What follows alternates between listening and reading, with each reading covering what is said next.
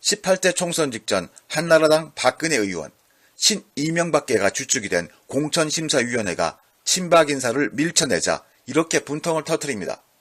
믿고 맡겨달라는 당대표의 말을 믿었다. 결국 나도 속았고 국민도 속았다. 속았다며 자신을 속인 이들을 강하게 비난했던 박근혜, 제18대 대통령 후보가 됩니다. 진보 진영 정책까지 자신의 것으로 채용했지만 중요한 공약이 빠져있음을 알게 됩니다. 문재인, 안철수 등 야당 후보가 내건 기초선거, 정당 공천 폐지가 그것이었습니다.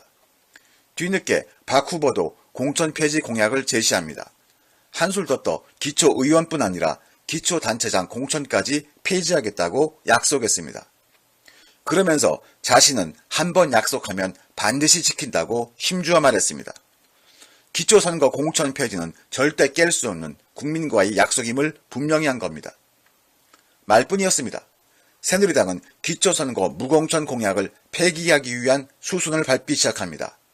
공천 폐지는 정당 정치의 근간을 훼손시킬 뿐 아니라 위헌 소지도 있다며 공천을 강행하겠다고 밝혔습니다. 박 대통령이 약속을 깬 겁니다. 애당초 공천 폐지는 대통령의 약속이었지 당의 약속이 아니기 때문입니다. 찬밥 신세일 때는 나도 속았다며 분통을 터뜨리던 사람이 권력을 쥐자 남을 속이는 입장으로 방향을 튼 겁니다. 속고 속이는 이전 투구 정치, 그 단면을 제대로 보여준 사례입니다. 새누리당은 공천 강행을, 새정치민주연합은 무공천 원칙을 재확인했습니다. 민주선거제도 도입 이후 두 가지 규칙으로 선거가 치러지는 초유의 사태가 발생하게 됐습니다.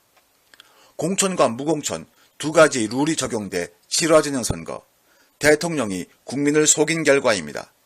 국민을 큰 혼란에 빠뜨렸습니다. 하지만 사과도 없습니다. 속인 자는 그저 등 돌리고 침묵합니다. 여당이 공천을 강행할 경우 야권이 대처할 수 있는 방법으로 두 가지가 거론됩니다. 지방선거를 보이콧하는 게 그중 하나지만 역풍을 맞을 수 있습니다. 선거를 보이콧하는 건 선거 민주주의의 근간을 부정하는 행위라는 비난을 불러올 수 있기 때문입니다. 두 번째 대안으로 거론되는 건 시민 후보를 내자는 구상입니다. 하지만 이 방법은 겉포장만 다를 뿐 내용은 공천이나 다름없는 꼼수라는 비난에 직면할 수 있습니다. 무공천 실천하겠다더니 뒤로 공천을 강행한 것 아니냐는 식으로 공세를 편다면 도리어 야당이 궁지에 몰릴 수 있습니다. 이대로라면 엄청난 혼란 속에 선거가 치러지게 됩니다. 국민은 곤혹스럽습니다. 국민이 봉인가요? 속인 자가 나서야 합니다. 속인 것을 사과하고 이제라도 약속을 지키겠다고 선언해야 합니다. 고발 리포트 오주리였습니다.